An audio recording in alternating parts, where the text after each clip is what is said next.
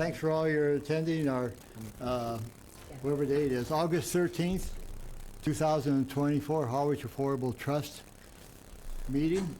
We'll start, and for Bob and Judy's sake, it's at 5:03, our start time. Our agenda tonight is the minutes, which we'll address shortly. We wish to discuss the proposals we received for the 456 Queen Anne Road, and then I'm going to jump to new business, and which is a discussion by from John Kerry regarding a proposal to develop some housing on 5 Bells Neck Road. Following our process, that will be the initial discussion on that, which will probably ask questions and have him come back for our next meeting to determine where we go with that.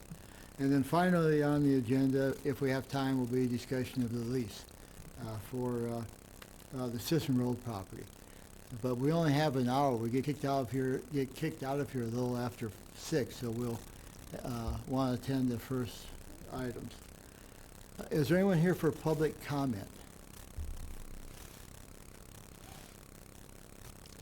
I always like lengthy public comments. That's great. Old business then.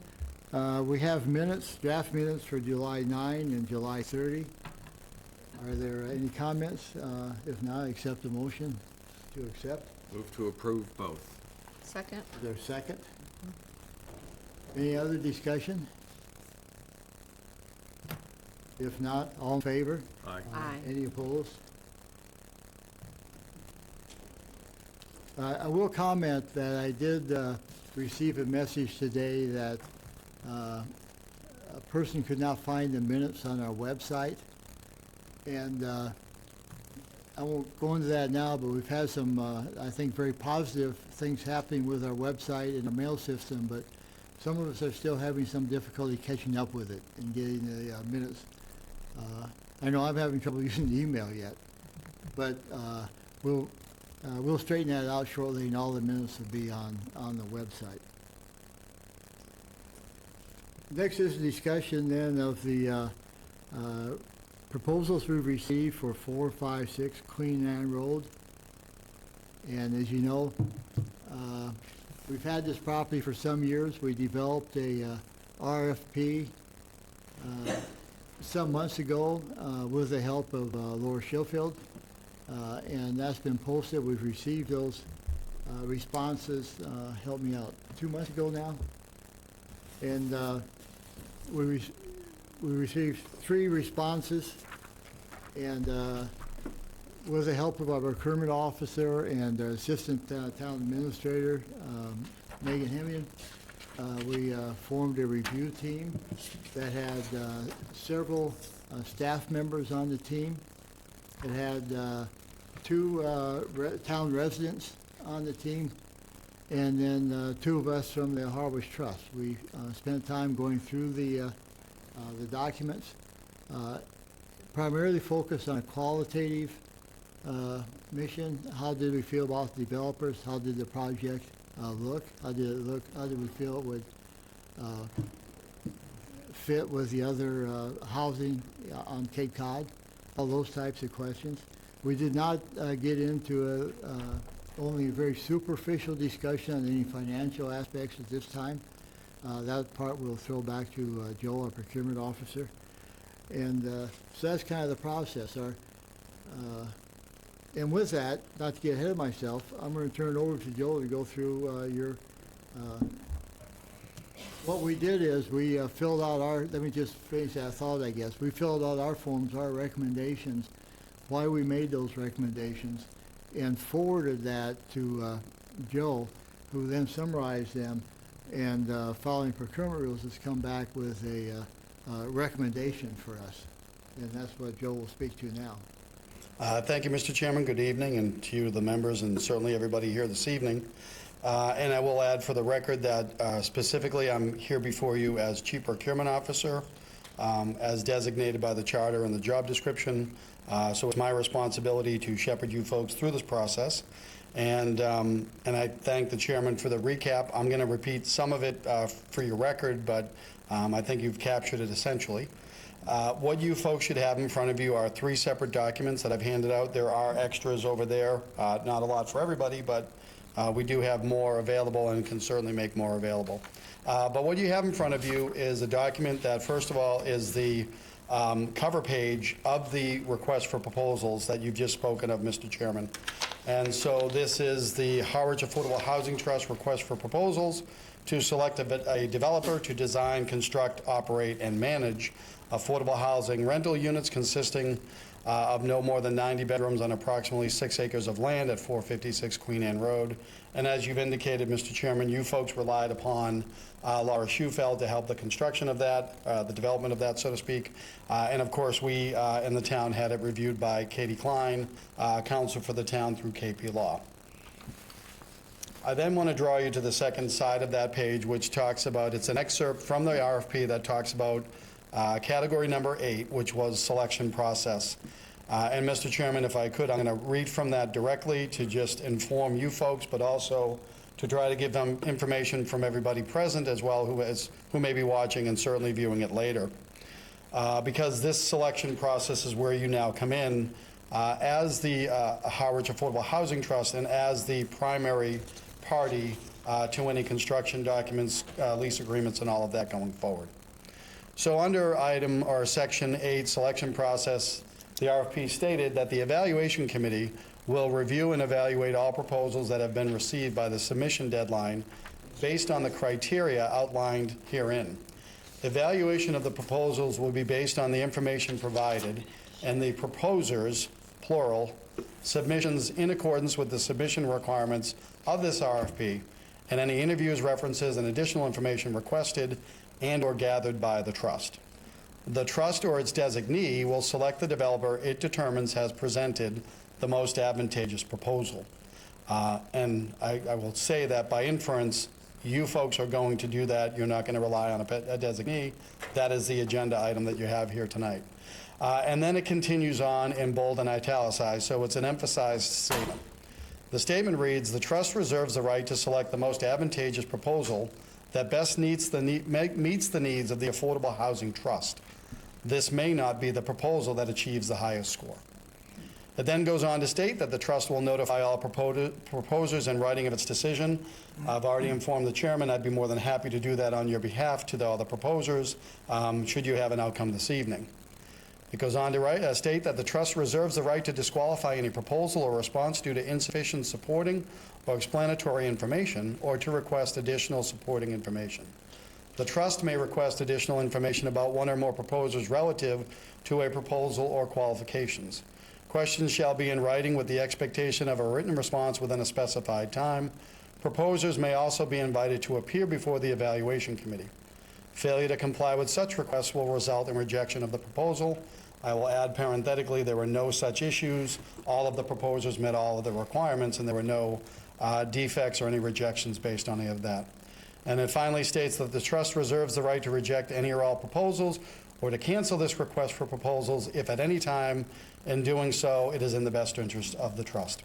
So, Mr. Chairman, having read that, you had made reference to an evaluation committee, what we then really defined as a design selection committee, and that is the second document that you folks should have in front of you. It's a double-sided document. The front page says Designer Selection Committee Memo, 456 Queen Anne Road, and you can see it indicates the date, and it goes through the process that the Design Selection Committee went through. And then on the reverse side of that are the results, and I'll be relying upon those results in a moment. Lastly, again, just for your records, what you have is the list of the bidders that submitted their bid information on June 5th, 2024. So again, the bidders were Mid-Cape Church Homes, Planning and Urban Development Office of the Archdiocese of Boston, and Penrose LLC. Mr. Chairman, I can pause there for a moment, take a sip, and ask if you have any questions. Are there questions for anyone up to this point? You're doing good, Jeff. Thank you, I appreciate that. At some point, I'll probably add a little color to some of our discussion on the various criteria. Sure. But, I'll wait until you're, Thank you, and I'm going to build off of that comment. So as I read in the RFP, there was copious information on evaluation criteria upon which the town gave notice to all the proposers, and equally important, the design selection committee relied upon.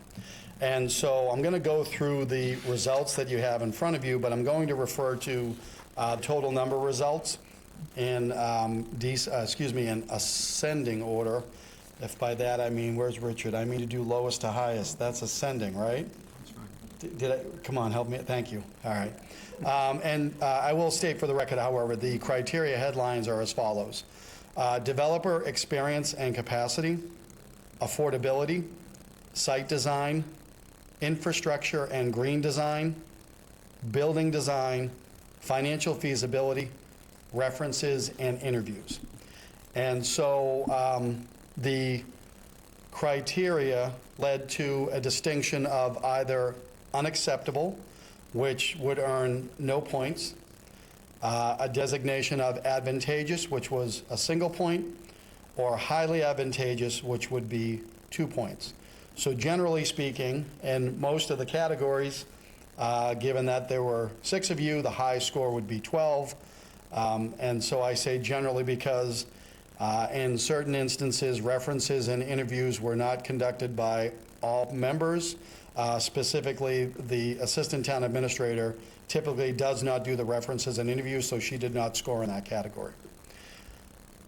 Continuing on with a score, total score of 45 points was the Planning and Urban Development Affairs Department of the Archdiocese of Boston. Next, with 58 points, was Mid-Cape Church Homes. And last and scoring highest was Penrose LLC with 76 points earned by the evaluation.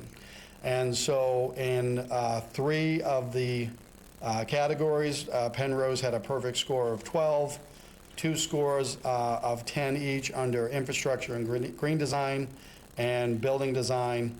Financial feasibility was a score of 11 out of 12, and references and interviews with 1 not participating was 9 points. So the 3 that were 12s are developer experience and capacity, affordability, and site design. So then, Mr. Chairman, members of the trust, as the Chief Procurement Officer, my recommendation is that the trust select Penrose LLC as the highest scoring proposer before you. I'll yield if you want to make a motion or anything like that to do discussion, but I can certainly weigh in on anything else under discussion or however you'd like to proceed. I'd accept the motion because that starts the discussion. So moved. Second? Okay? So I understand the motion before you is to accept the To accept the recommendation of the Chief recommendation Procurement of the Officer Chief- and select Penrose. That's correct. Thank you. Well, let's hold on it then. I have a motion and a second. All in favor? So there was a, What's the matter?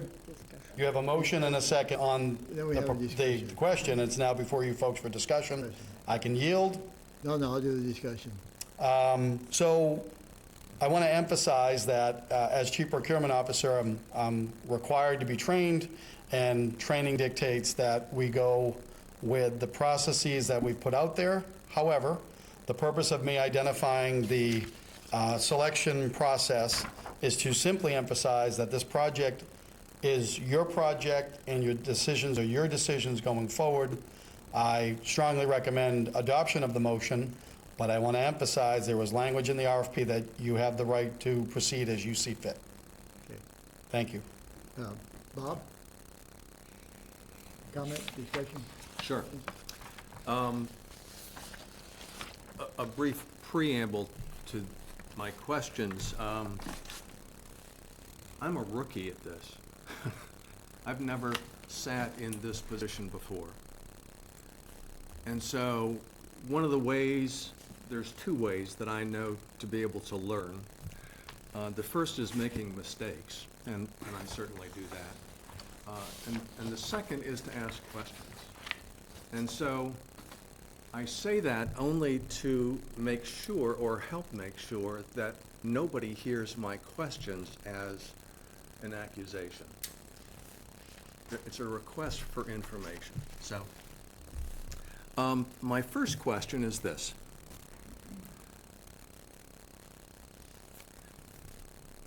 We as a trust have a responsibility.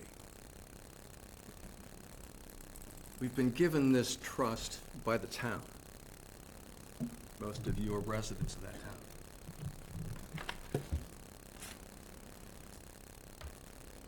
I'm impressed with the process that's been used to develop this proposal and to consider this proposal.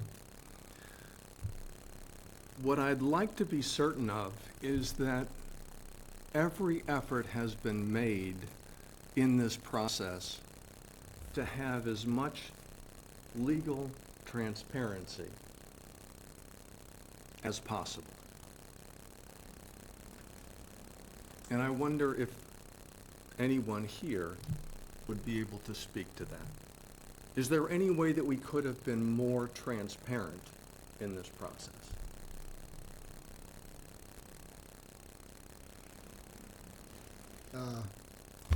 I'm not sure quite how to answer that, because we've gone through the numerous meetings on the RFP and with both public, with Laura Schofield, getting her recommendations. Our meetings are obviously televised, and so they've been open. We will follow up with additional legal counsel if we move to the next step that Joe will explain when we do the, between now and the 90-day, we'll do more legal activity. But I'm not sure, that's a good question, which I'm not sure how to answer that in more detail.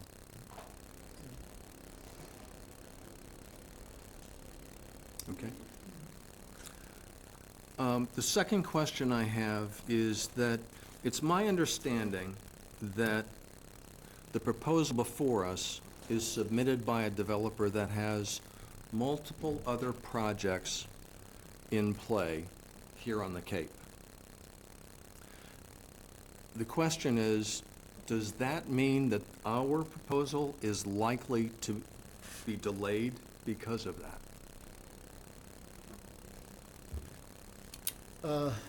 I don't know. Can we put Joe on the spot here for a second, Joe?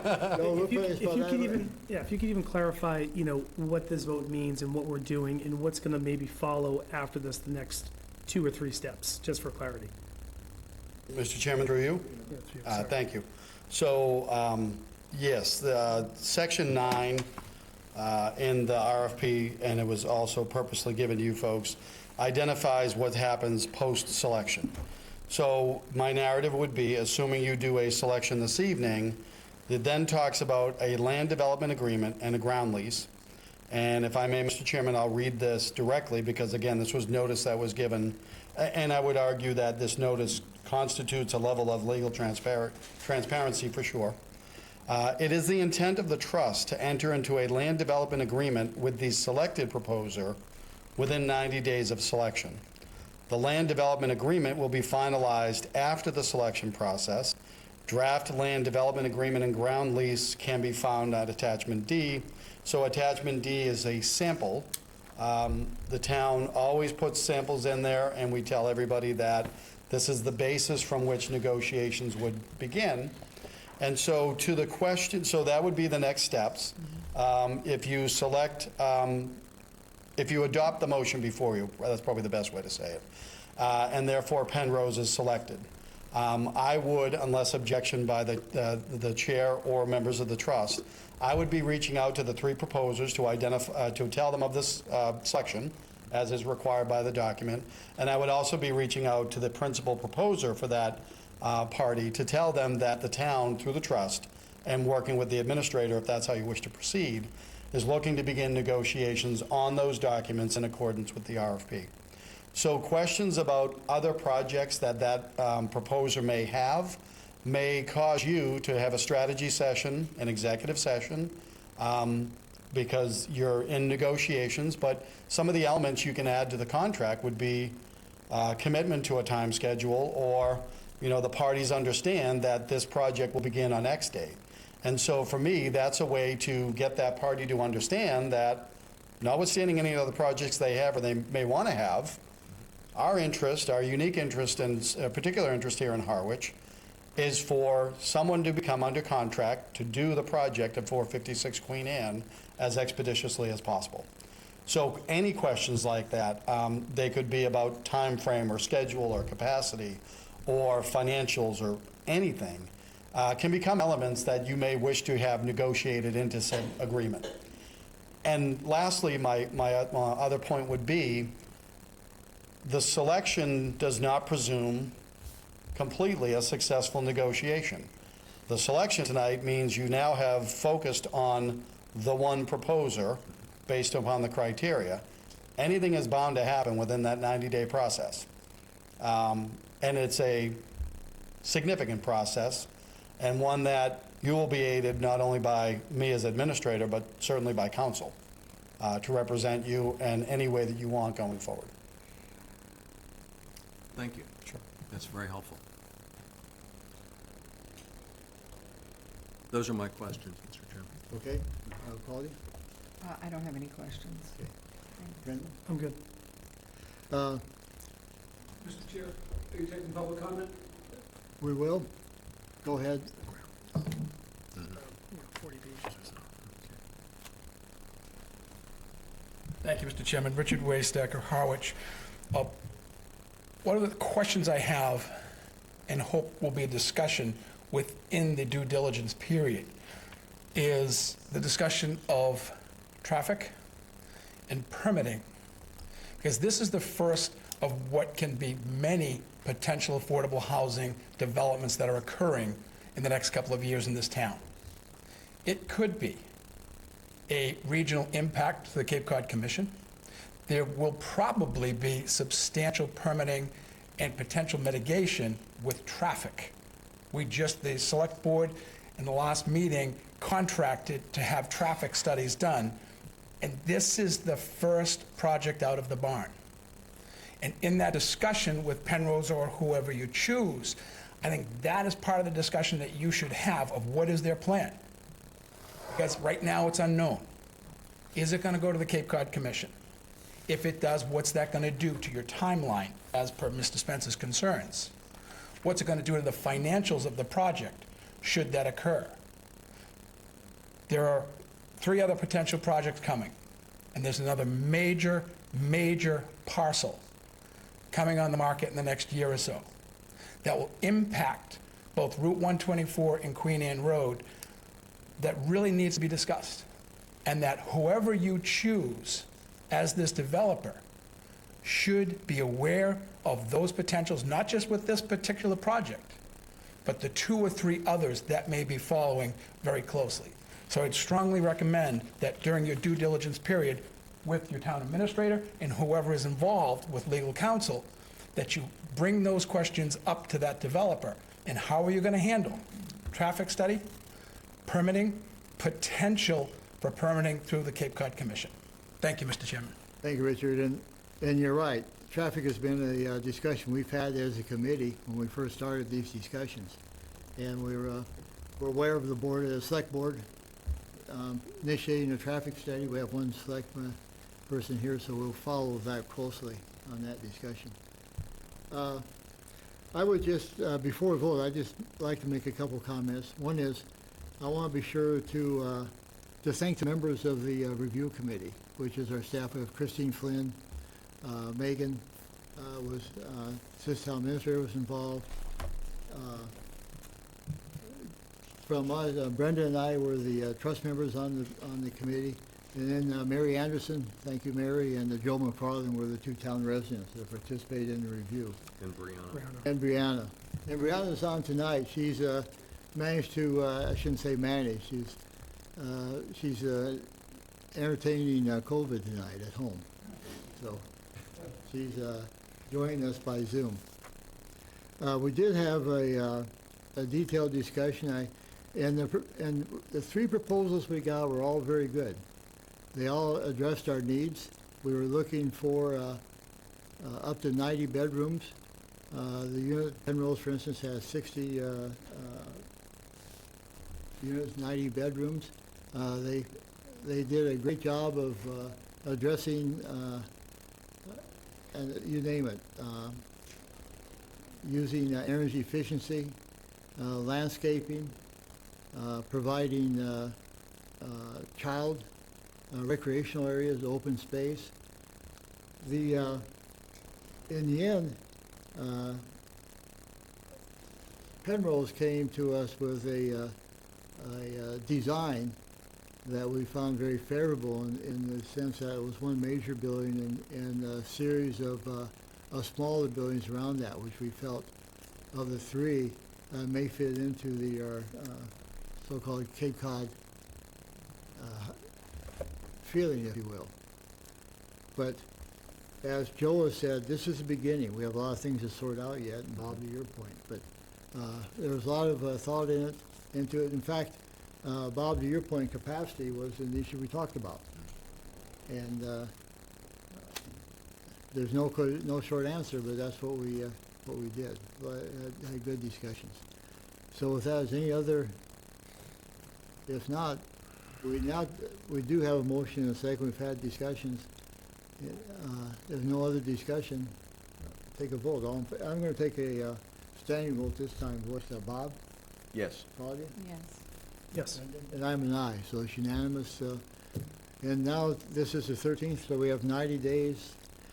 And they just remind, inherent in that vote was our agreement to provide some trust funds to do to support this motion going forward. Is that everyone's? We did talk about it. I assume that was understood in the motion.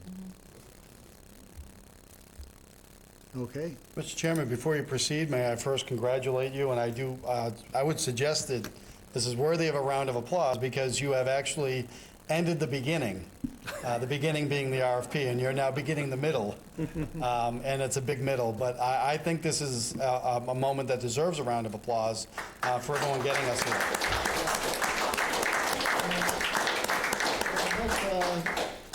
Let's not forget that this started, I know, Richard, you're involved with this, Don Howell was involved with this, everybody else, buying the property, and I hate to say this part, because this is a negative comment, because we bought it, help me out, 6 years ago, and so it's taken that long to get to this point.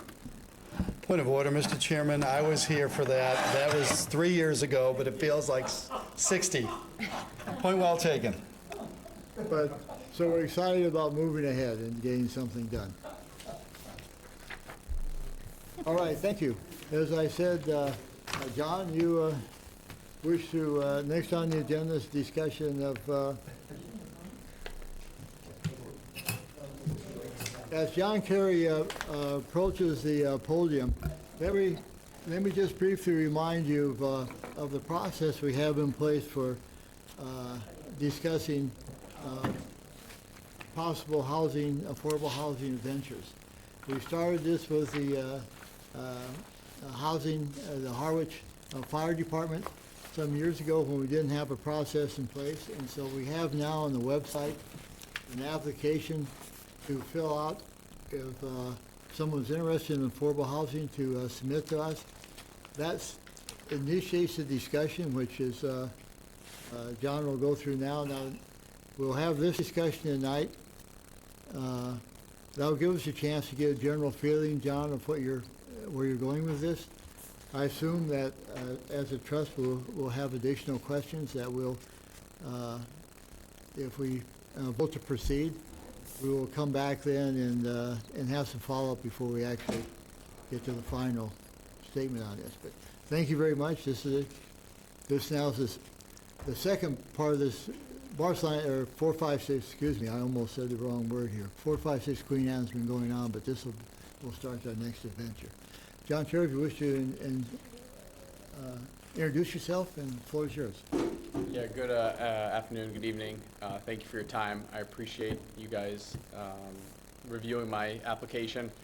I am the one that purchased the West Harwich schoolhouse almost 3 years ago now, so almost as long as Marceline. And I've been working on restoring the structure. And going through the permitting process, we permitted the project for 2 buildings because of the costs to do something like this. And we were well underway in the first building, and we are now looking to try to find a way to move forward with the second building. When I was permitting this 2 years ago, it was a different time from a construction standpoint. Interest rates were lower, costs were lower. So now that we're looking at the second building, it really does make a ton of sense for me to borrow money to build a 3-unit building. It doesn't cover the cost to build it. It would be a net loss. So instead of, basically scrapping the second building and basically throwing away the opportunity to create 3 more units in Harwich, I was able to kind of see what you guys did with the Bank Street project and said those numbers can help make this project make sense. I am thankful to the Select Board, the Planning Board, Historic, and recently the Water Commission for supporting my project. I think I'm probably one of the only projects that have been unanimously supported at every step of the way. And so I feel that I owe to give some back to the town. So we were discussing deed restricting 3 units all in the second building. And the way it works out is if we do that, it would be 30% of the units, which would put all 10 units, we believe, on the SHI list. I was at the housing production meeting recently. I've been at a lot of the recent housing stuff here in Harwich. And the annual goal per the production meeting is 33 units. This would put 10 on there. I don't know what the town has going so far this year, but the year's almost over. And I don't think we have 33 yet, maybe we do.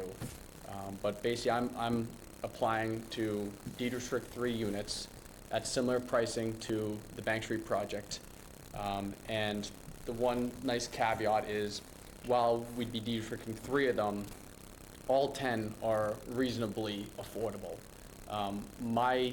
2 of my units in the non-deed restricted building are gonna rent for $1,800, $1,900. So it's very similar. So you guys would actually be getting 10 reasonably affordable units for the price of what you paid for 3 on Bank Street. So I think it's a great deal for the town. It helps me do 3 more units, and it gives 3 more units to the town of Harwich.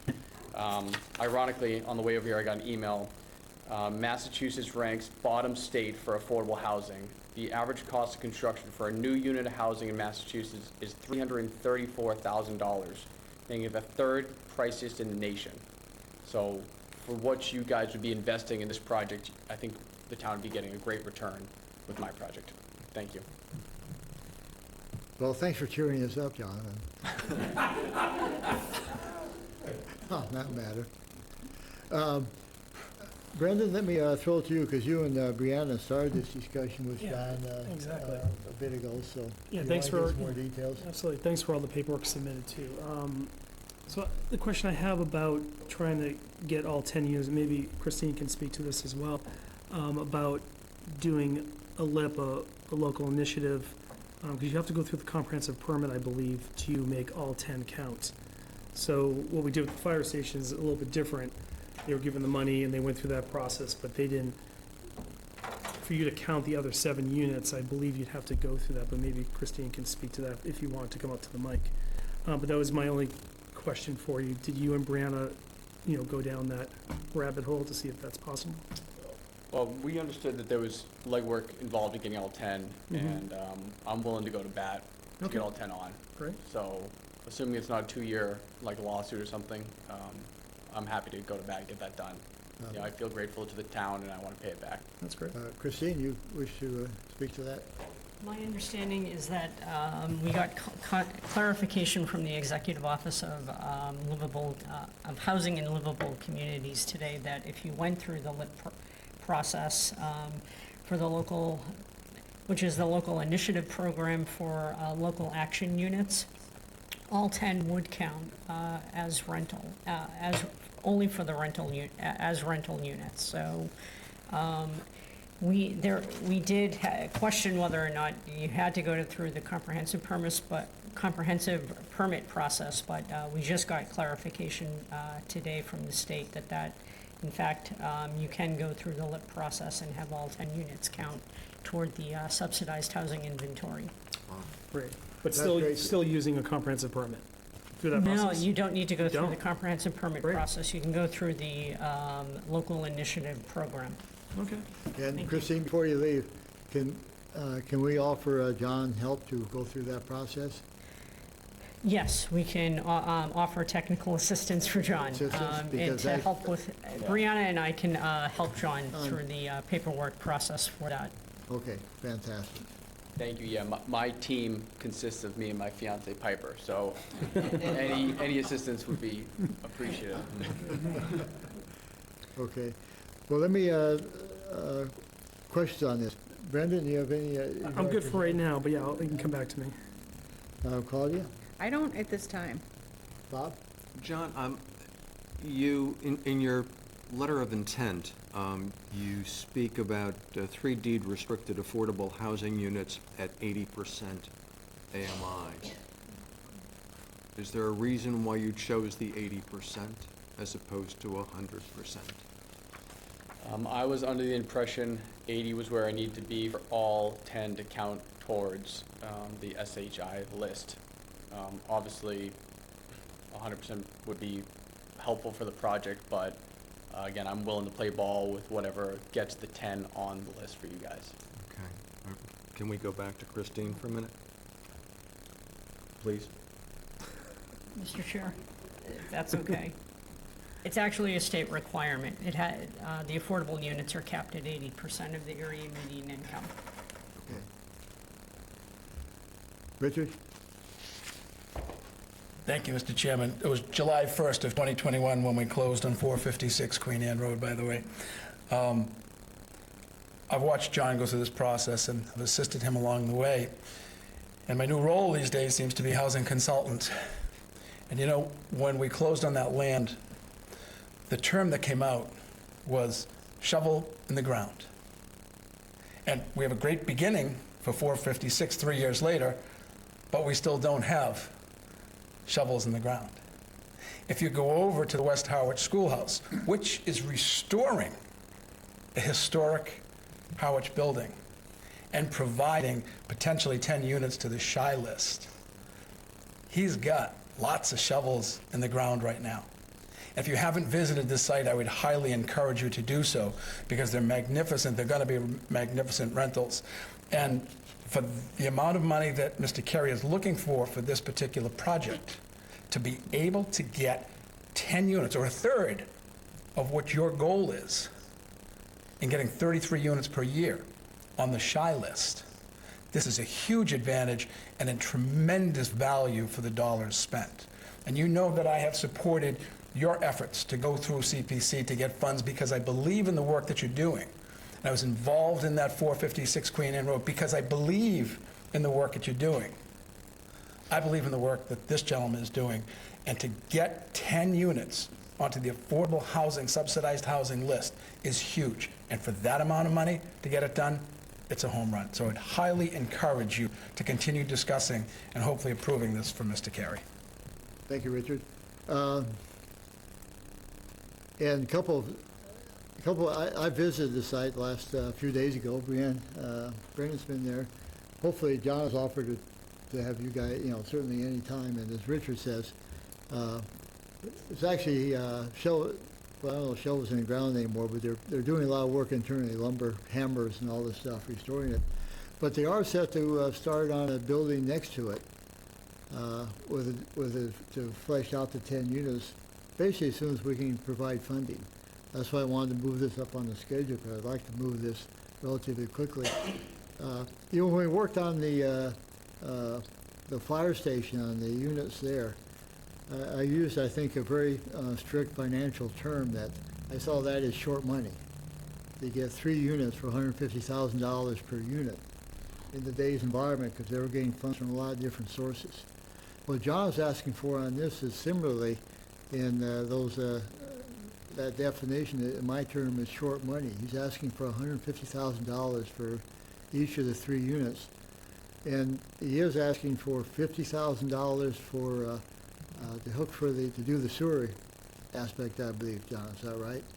Utilities would be septic, water, and For utility. electricity. So it's a bit more than that, but it's still a great deal to get not only 3, but get credit for 10 units on our list, which frees us up going for other housing in the future, and that it opens the avenue maybe to get above this 80% occasionally because we'll have met the shy list.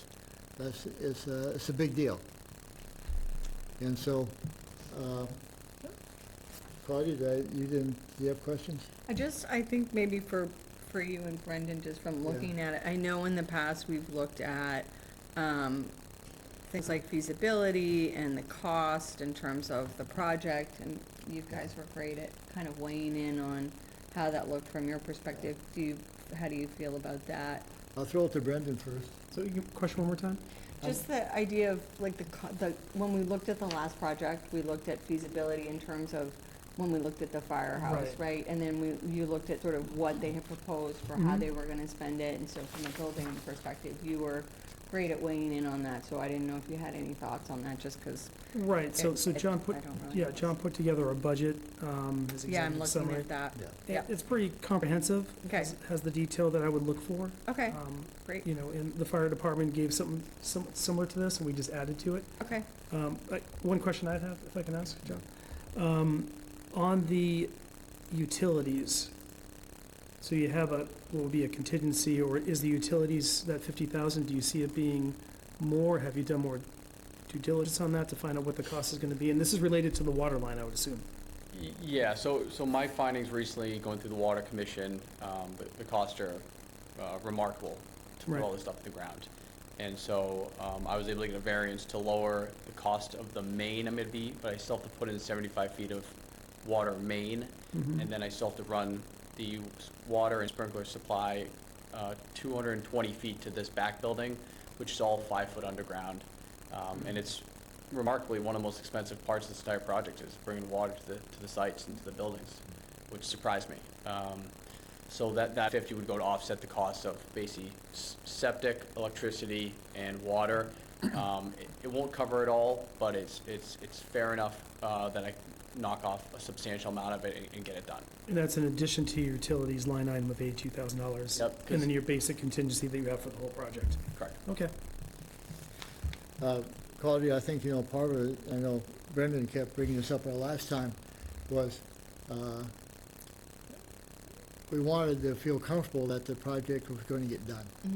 That was, I think, the overwhelming issue we had with the fire station. In fact, which is unusual, we asked them to increase their ask for us to put it in a contingency fund to give us some more assurance that we'd get completed. And that will be my ask on this one too, is if you think you're gonna be short a few, whatever, just be sure when you come in, that we have that comfort level. We go this far, we wanna see it completed. I appreciate that. But that was, with that being said, that was where, that was my comfort, and I know Brendan, Yeah. but. Perfect, great, thank Yeah. you. Yeah, that was, I wouldn't know how to read that, so I just looking for your input, thanks. Bob?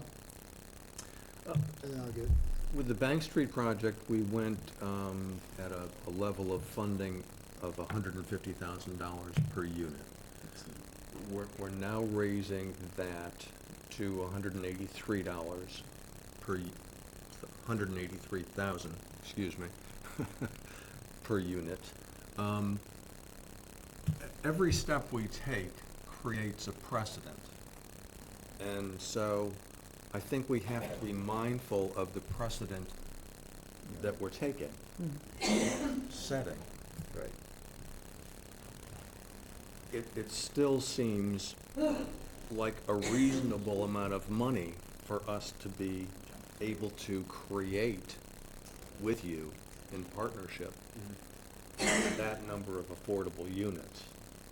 So at this point, I'm comfortable with that, but I just want to acknowledge the precedent that's getting set. Let me, that's a good point. Let me qualify, put my qualification in a bit, is that I think the precedent is that we want to do detailed analyses that we're comfortable with.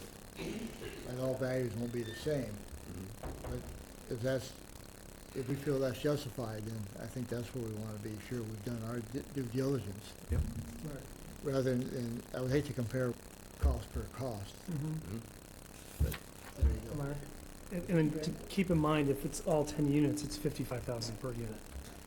So, Yeah. So it's almost like, well, as Mr. Nixon would say, a leap of faith, right? If it didn't work out, we're paying $166 per unit with the $50,000 contingency or the utilities.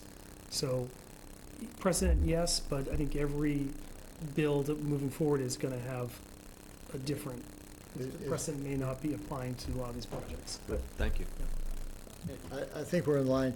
John, then I'll ask, go ahead. Yeah, one other clarification. For the one bed, this project, these 3 units, there's 2 one-beds that are slightly larger than the bank streets, and I asked for the same amount for those, which I think is $158 each. Yes. And then the 2-bed is 40% bigger. It's an 850 square foot unit, which would fit substantially more than a one-bed.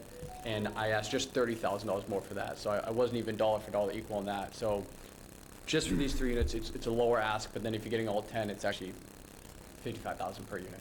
Thank you. Good point, though. We do have to watch, be sure we're following the Yeah, process. Jeff? Thank you, Mr. Chair, and thank you, committee. Jeff Handler from Harwich, speaking as a resident and not a member of the Select Board. In the interest of time, Mr. Chair, I'm just going to say what Richard said, and we'll condense the time I'm going to be up here. I did tour the building today, as I think it's important for us to understand what we're speaking of, and I was really taken back. John gave me a tour, and it was really something to see him salvaging the floors, and I mean, we had a nice, probably an hour-long conversation there. So we're here talking about housing, we're here talking about money, but your point was really striking to me over here about feasibility and can this project get done. I'd like to talk a little bit about the character of Mr. Carey. I want him on my team. I want him on Team Harwich. I would make it very clear that it would be hard not to support anything that this young man's doing or going to do based on his past, the past work he's done. He's a doer. He has attention to detail. He crunches his numbers, and he knows what he's doing. He's a true professional. So in terms of feasibility, kind of the outstanding piece that nobody's talked about is who is doing the project. And I would stand behind this gentleman 100%. And I would urge you as well to stand behind him 100%. Thank you. Thank you, Jeff. Any other comments, discussions? So, I entertain a motion to, at this point, to acknowledge and accept the proposal, and then we'll come back and we'll put you on next month's agenda. And if you will, email me and copy Brianne if there's any further questions you have, and we'll share those with John so we come in, and my hope is next month we'll take a final vote on the amount. Double check be sure you're covered, so we to follow that. Okay. And Bob and Claudia, if you can, John is anxious to show it to everyone. He seems to be there every day, so. It's the only way to get it done. Stop by and visit, because it's quite remarkable. Yeah. Yeah. One other comment from me, in terms of shovel-ready, Jamie Klein, who grew up in Harwich, he went to the rec center. He's an unbelievable guy. He's been supporting me along the line. He lifted the old structure, put the new foundation under it, and he has his excavation stuff on site. All we need is funding, and we can start this project. We are ready to go. So shovel in the ground, ready to go. So I think you'll be happy. Thank you. Thanks. And that's an interesting point, because get your questions to me, because we may want to just schedule a special meeting to move this on. Yeah. I'd like to check our financials first too, as well. We'll Yeah. check we'll do our due diligence, check our financial aspect, and we'll see. Let's talk. Yeah, because if we can get rolling, these things could be ready in April, May, you know, so we're ready to go. So I You know, appreciate a it. month is not that far away, but we may want, we can move faster. We're a nimble committee, right? We might We not are. look it. Right? Yeah. Speak for yourself. Trust us, yeah. Get a motion to accept. I do. I want to accept this process. So motion to accept application for 5 Bell's Neck multifamily building number 2. Is there a Second. second? Again, Bob, to your point, that's our precedent. We've accepted the application now. The application now will go, the next step will be to basically move on to funding if we get to that stage. So that's the process, and we do want to stick to our process. Any other discussion? All in favor? Aye. Thank you much, and we'll see you shortly. I look forward to it. Sure. Thank you very much for this. Thank you, thank you. Thanks. Next on the agenda, Bob, I hate to do this to you, but we have 7 minutes on the lease. We may want to reschedule that next time. Yeah, I'd still, We're missing 3 pages. Right. And On the lease? on the The lease, lease. yeah. so. You got the second one, right? 28, 29, and 31, I And- believe. And Oh. we've requested those, so we'll have to Okay. see where that, So let's put that off. okay, So those will come and then we'll talk about it next time. yeah, Okay, right. thanks. And this, get me details you have, but I'm serious. We may want to go ahead and schedule a special meeting. Because when you visit there, you'll Yeah. see that he's telling the truth. He has equipment, they're ready to go. But I think a key link here is the financials, and to look at our own financials. Yeah, I want to take a look Financials. at that, and then definitely if we have to That's do a right. special meeting, then fine. Okay. And to that, because Brendan raised this, and hang on a second. I got too many papers here. I did just pull out, coming into this meeting, our financials, the last time we had record of it. Okay. And I think we had about, here we go. We had a balance, this is earlier this year, of 1.2 million, 1.3 million. Now, that does not entail transfer of cell tower funds.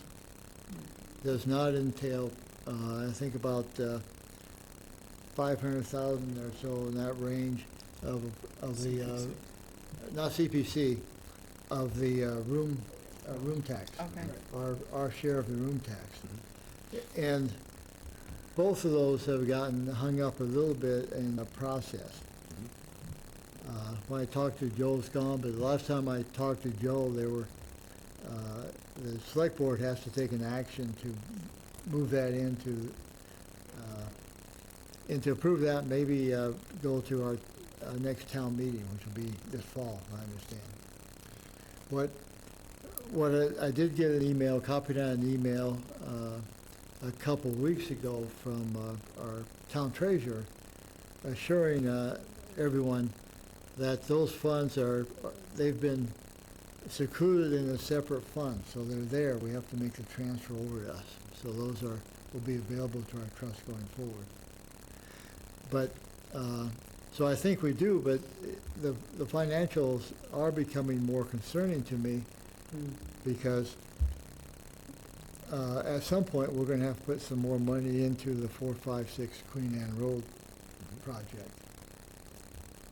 And, but as it stands now, we certainly have the funds to move forward with this. But I'll try to get additional information. And is the as soon as I CPC can. fund for those dollars in? from last The year? CPC funds are not in. Yeah, they this hit on the part. 19th. So those came in, Okay. they would have started July 1, so I'm $500,000 short on this year's So CPC 1.7. fund. So Okay. 1.7. That's good to know. So we do have funding for it. It's exciting. So potentially 500 for room tax, another 500 potentially for the CPC that just. Well, CPC, that has to be transferred over, because that would have been taking effect July 1. That was approved at town meeting, Yeah. and the fiscal year is July 1, so that would have been transferred, or it should have been transferred, but it's there, Okay. yeah. It's coming. I'm not sure, Christine, sometimes transfers take a little longer than I would hope, but it should be, officially, it Yeah. was ours July 1. Okay, Okay. so we'll go over the final numbers next Right, time? Or right. you'll get them in the Yeah. interim? Okay, got it. Yeah. Thank you. So, Great. anything else? No. Any 3 other minutes. comments? Thank you for you that stuck around. Thank you. Thank you. Thanks. It's basically the gallery back there, the triumphant of, with that, I'll accept the motion to adjourn.